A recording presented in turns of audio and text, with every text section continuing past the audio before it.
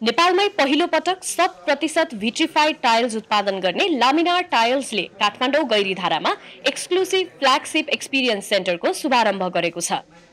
सोमबार उपप्रधान तथा शहरी विकास मन्त्री प्रकाशमान सिंहको हातबाट उक्त सेन्टरको औपचारिक उद्घाटन भएको हो। उद्घाटन समारोहमा मन्त्री सिंहले नेपाली उत्पादनप्रतिको समर्थन र प्रयोग बढाउन आग्रह गरेका छन्। उनले भवन, होटल, अस्पतालदेखि घरसम्मका संरचनामा लामिनार टाइल्स प्रयोग गर्न सबैलाई अनुरोध समेत गरे। अब बन्ने नयाँ यो चाहिँ बिल्डिङ्सहरुमा, यो चाहिँ भनौँ न पब्लिक प्लेसेसहरुमा, सार्वजनिक ठाउँमा यसलाई चाहिँ प्रयोग गरेर यसलाई चाहिँ अगाडि बढाउनुपर्छ र नेपालको यो चाहिँ अर्थतन्त्रलाई अगाडि बढाउनलाई यस्तै सामग्रीहरू जो स्वदेशमै उत्पादन हुन्छ त्यसलाई चाहिँ प्रयोग गरेर गर्दाखेरि चाहिँ राम्रो हुन्छ भन्ने कुरा हो। 4000 वर्गफिटमा फैलिएको यो केन्द्रमा 7 संग्रहमा वर्गीकृत 400 भन्दा बढी डिजाइनहरू प्रदर्शन गरिएको छ। कम्पनीले उक्त एक्सपिरियन्स सेन्टरमा घर र व्यावसायिक भवनका भित्ता तथा भुइँ, शपिङ मल, होटल, स्कुल, विमानस्थल जस्ता उच्च चापका क्षेत्रहरू,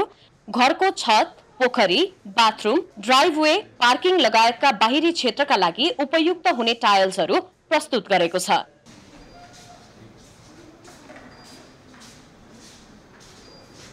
यी सबै टाइल्सहरू 0.08% भन्दा कम पानी सोच्ने, अत्याधिक मजबुत, दाग प्रतिरोधी र टिकाउ रहेको कम्पनीले जनाएको छ।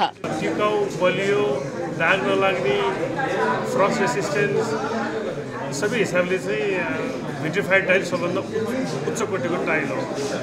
हामीले बनाइरहेको यो टाइल चाहिँ इटालियन ग्लेज, स्पेनिस इङ्क हालेर बनाएको वर्ल्ड क्लासको प्रडक्ट हो यो।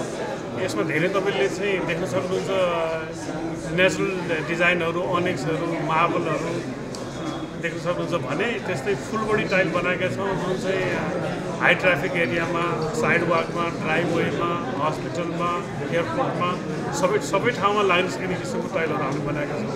लुम्बिनी सेरामिक्स लिमिटेडद्वारा उत्पादित लामिनार टाइल्सको उत्पादन केन्द्र अर्थात् कारखाना बर्दियाको गुलरियामा अवस्थित छ। 14 बिघा क्षेत्रफलमा फैलिएको उक्त कारखानाबाट दैनिक 1,40,000 वर्गफिट भन्दा बढी टाइल्स उत्पादन हुँदै आएको छ।